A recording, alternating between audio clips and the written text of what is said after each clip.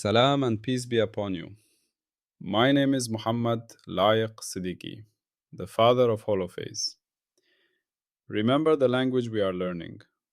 There is one field, phi, the holophase. One continuous cyclic movement from which all of reality unfolds. When phi begins to change, its first derivatives appear, and with them, the three dimensions show themselves at once. A critical clarification before we proceed. In our shared journey, I have sometimes misspoken the names of these dimensions. Let me correct that now, definitively. The first dimension is time. Its symbol is the Greek letter omega, pronounced omega. The second dimension is space. Its symbol is the Greek letter kappa, pronounced kappa. I have previously used the simple letter K. That was an error. It is kappa. The third dimension is motion. This encompasses all flow, dynamics, and propagation. Its symbol is the Greek letter nu, pronounced new, like new. I have mistakenly pronounced this as V. That was an error. It is nu. So they are time as omega, space as kappa, and motion as nu, built from both. Every higher derivative of phi is a finer question about how phi changes. And each one casts three shadows together: a time shadow, a space shadow, and a motion shadow. These echoes mix and weave into one another, forming the patterns we call fields, particles, bodies, thoughts, and worlds. In this picture, everything that exists is a living tapestry of phi, endlessly echoing through its derivatives and their dimensional shadows. Today, we confront the final, cleanest distinction. In this part 43, we define a rule's quality of resilience. We define brittleness and stability analysis. This is the firewall mechanism that quantifies how a rule responds to the inevitable small perturbations, noises, and uncertainties of the real world. The core revelation is operational. Brittleness is quantified sensitivity. A rule is brittle if small, unavoidable changes in its assumptions, data, or representation cause large, discontinuous changes in its conclusions. The skill you will gain is that of a stability cartographer. You will learn to map the sensitivity landscape of any rule, to distinguish robust rules that degrade gracefully from fragile ones that shatter under tiny pressures. Our core question is pragmatic. Is the rule robust, or does it shatter under small changes? This question targets the practical utility of a licensed rule. A rule can be logically valid, empirically supported, and unique, yet still be practically useless or dangerously misleading. Why? Because it may be brittle. Its truth may depend on conditions that are impossible to maintain in reality: perfect measurement, infinite precision, exact alignment. In the real world, all phi sentences carry noise. All measurements have finite resolution. All models involve choices of representation, coordinate systems, and time windowing. A brittle rule is one whose output, its predictions, its licensed parameters, is hypersensitive to these inevitable small variations. It is a rule that works only in the idealized, frictionless vacuum of a textbook. When applied, it produces unstable, unpredictable, and unreliable results. Brittleness analysis is necessary because the failure mode it prevents is operational collapse. Consider a rule licensed for engineering design, medical diagnosis, or policy guidance. If it is brittle, then two different teams using slightly different data processing pipelines, or the same team measuring on 2 different days, could reach radically different conclusions. The rule becomes a source of chaos, not clarity. It erodes trust and causes real-world harm. By quantifying brittleness, we can inflate the rule's stated uncertainties to honest levels, narrow its domain of reliable application, and prevent its misuse in contexts where its fragility would be catastrophic. The formal meaning in holophase terms is an analysis of derivative sensitivity. Given a rule G that maps some input phi pattern or data derived from it to an output, a prediction, a parameter, a classification, we want to know how much does the output change for a small change in the input. Mathematically, this is the magnitude of the derivative of g with respect to its inputs. But here, the inputs are not just raw data points. They include all the meta choices involved in applying the rule: the time window of observation, omega choice, the spatial sampling or coordinate representation, kappa choice, the frame of reference or dynamical assumptions, nu choice. A full brittleness analysis maps sensitivity across all these dimensions of choice. The triunity provides the natural framework for this map. The core revelation instructs us to perform a triunity brittleness map. This is a systematic exploration of how the rule's outputs respond to controlled perturbations along each of the three fundamental axes and their couplings. Omega perturbations, sensitivity to time. How does the rule change if we introduce small timing noise, phase drift, or shifts in the timescale of observation?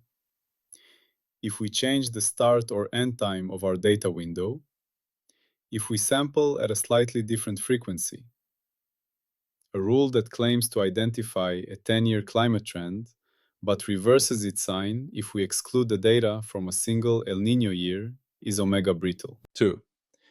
Cape perturbations, sensitivity to space structure.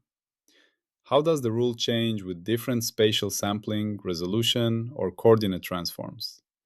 If we bin data into slightly different geographic grids, if we use a different basis function for reconstruction, if we change the image contrast or filtering in a micrograph, a rule that identifies a specific brain region as active but flips its conclusion if the MRI is analyzed with a different spatial smoothing kernel is Cape brittle. 3.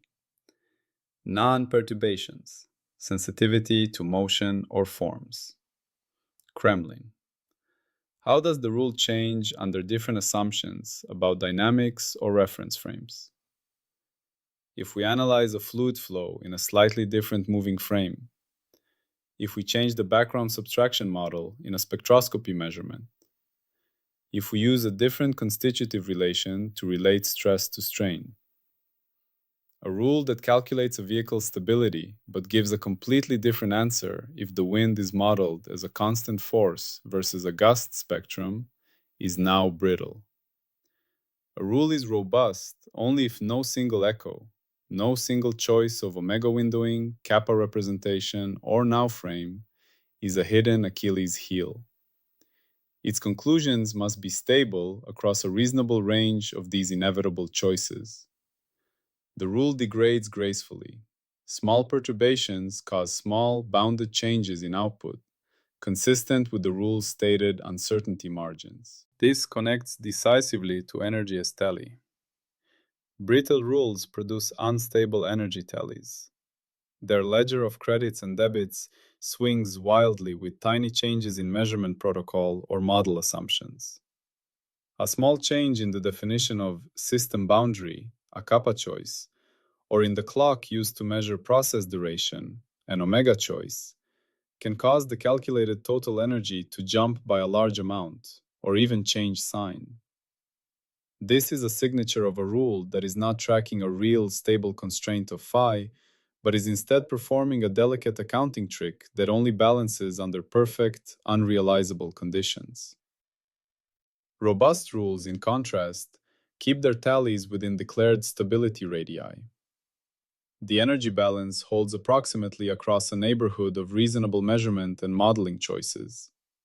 The discrepancies are small and can be attributed to known uncertainties. The operational interpretation of brittleness analysis is the practice of sensitivity analysis and uncertainty quantification in engineering and climate science. It is running a computational model thousands of times with slightly varied input parameters to see how the outputs distribute. It is the mandate in policy modeling to report how conclusions change under different plausible assumptions. The firewall role here is that of the stability auditor. When a rule G is presented for licensing, the auditor does not just check its performance on a single, clean dataset. She demands a brittleness map. She requires the proponents to run a battery of sensitivity tests, to vary the time windows, the spatial binning, the noise models, the calibration frames. She then examines the distribution of the rule's key outputs across these variations. Is the distribution tight, indicating stability? Or is it wide and multimodal, indicating that the rule's conclusion is a fragile artifact of specific processing choices? Let us formalize this. Let our rule G produce an output of interest Y. This could be a parameter value, a prediction, or a binary classification. The rule depends on input data X, but also on a set of metaparameters theta. These metaparameters represent all the choices we make in applying the rule. The time window delta t, an omega choice, the spatial resolution delta x, a kappa choice, the dynamical frame f, a nu choice. So we write y equals g x theta, where theta equals delta t delta x f. In an ideal, noise-free world with perfect knowledge, we would use the true metaparameters theta true. But in reality, there is a range of plausible values for each element of theta, dictated by uncertainty principles, measurement limitations, or legitimate alternative conventions. This range defines a plausibility volume, v theta, in metaparameter space. Brittleness analysis involves sampling many points theta I within this plausibility volume v theta, applying the rule to the same core data x each time, and collecting the resulting outputs yi. Yi equals g of x theta I for many theta I in v theta. We then analyze the distribution of the yi. We compute its standard deviation, its range, and check if it is multimodal, clustered around several very different answers. Let sigma y be the standard deviation of the yi outputs under this metaparameter variation. Let delta y be the claimed uncertainty of the rule under ideal conditions. The logic is now clear. Prediction for a robust rule. If the rule is robust, then small, controlled changes in windowing, representation, and sensor choice, variation within v theta, cause only small changes in the inferred omega, kappa, or nu relationships. The spread of outputs, sigma y, will be small, and certainly sigma y should be less than or comparable to the rule's declared ideal uncertainty, delta y. The rule's conclusion is stable. Falsification condition, brittleness confirmed. If minor, plausible perturbations in metaparameters cause major inference reversals, if sigma y is much larger than delta y, or if the distribution of yi is bimodal, flipping between two contradictory conclusions, then brittleness is confirmed. The rule's output is not a stable fact about phi, it is a fragile artifact of precise processing choices. The license consequence is a corrective adjustment to the rule's stated reliability. What is allowed? You are allowed to discover rules that are precise under ideal conditions. You are allowed to use specific data processing pipelines. However, you must accompany any high-stakes rule with a published brittleness map that quantifies how its outputs vary under plausible variations in omega, kappa, and nu metaparameters. The rule's licensed uncertainty must incorporate this sensitivity analysis. What is forbidden? You may not report a rule's conclusion without reporting its sensitivity to data processing choices. Claim a precise, narrow uncertainty bound if that bound depends on a single, arbitrary choice of time window or coordinate system. Use a brittle rule for decision-making without inflating its effective uncertainty to account for its fragility. What happens when the check fails? The license consequence is inflation of uncertainty and a narrowing of the rule's stability radius. Fail. Inflate uncertainty. Narrow stability radius. possibly downgrade from stable to provisional. The rule's licensed uncertainty bounds are officially expanded to encompass the spread sigma y found in the brittleness analysis. Its stability radius, the region in omega kappa nu space where it is considered reliable, is explicitly narrowed to exclude the metaparameter regions that caused catastrophic output changes. The rule may be downgraded from a stable foundation to a provisional tool, with a warning that its conclusions are highly sensitive to analytical choices. Let us illustrate with a consequential example from environmental management. The rule for determining the safe operating yield of a groundwater aquifer in the Kandahar Basin, a lifeline for agriculture. The rule G yield might be a complex hydrological model.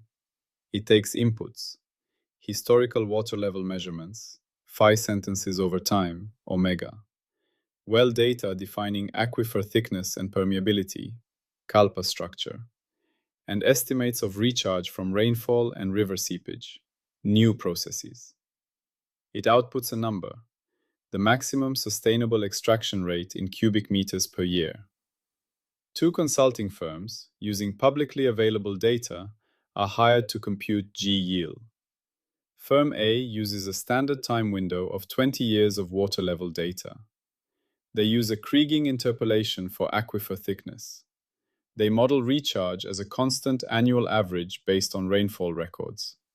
They conclude, safe yield is 50 million cubic meters per year. Firm B, aiming for greater accuracy, uses a 30-year time window that includes a major drought period.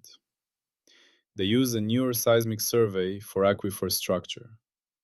They model recharge as a stochastic process with year-to-year variability. They conclude, safe yield is 20 million cubic meters per year, a factor of 2.5 difference on a decision of existential importance. This is a crisis of brittleness. The stability auditor is called. She constructs the brittleness map for G yielding. She systematically varies the metaparameters theta, omega perturbation, runs the model with time windows of 10, 20, 30, 40 years. Finds that safe yield swings wildly, from 60 to 15, depending heavily on whether wet or dry periods are included. High omega sensitivity. Keka perturbation. Runs the model with the Kriging map versus the seismic map versus a simple uniform thickness assumption. Finds moderate sensitivity, but not enough to explain the full discrepancy. Perturbation.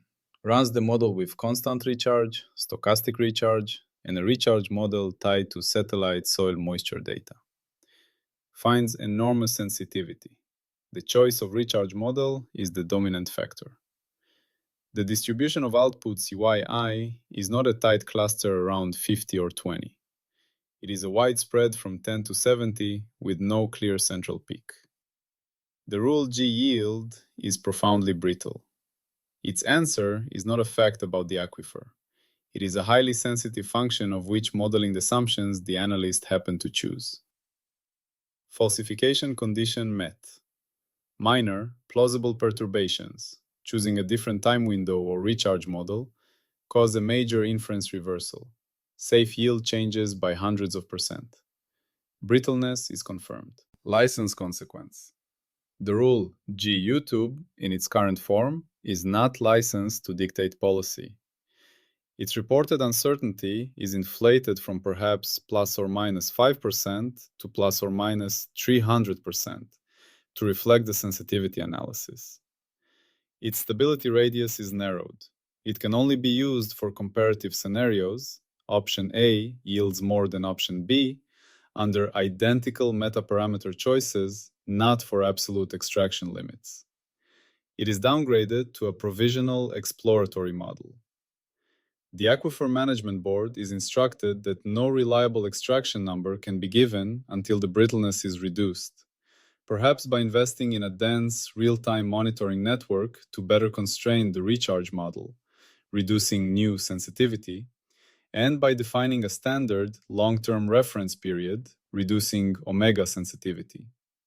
This process transforms a misleading semblance of precision into an honest map of ignorance. It prevents disastrous overconfidence. The skill you gain as a stability cartographer is the discipline of probing your own certainty. You learn to ask of any result: 1. How did I slice time? What if I used a different start or endpoint, a different sampling rate? 2. How did I draw the space? What if I used a different grid, a different coordinate system, a different image processing filter? 3. How did I assume things move?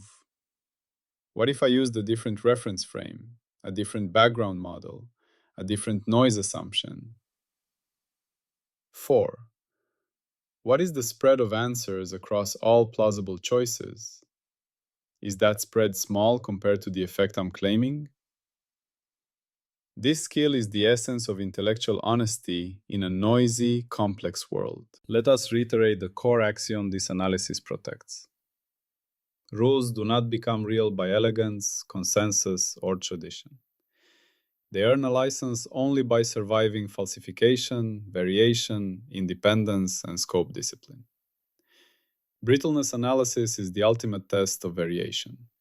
It does not just test variation in the data, but variation in our very method of looking at the data.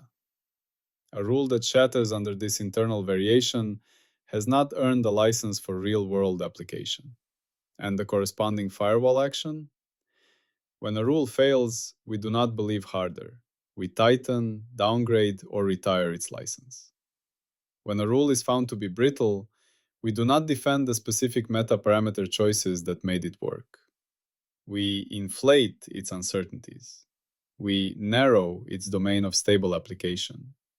We downgrade its status from foundational to provisional. Let us now crystallize the epistemic function of this part, part 43. We have defined brittleness and stability analysis. This is the firewall's mechanism for assessing the practical resilience of a rule.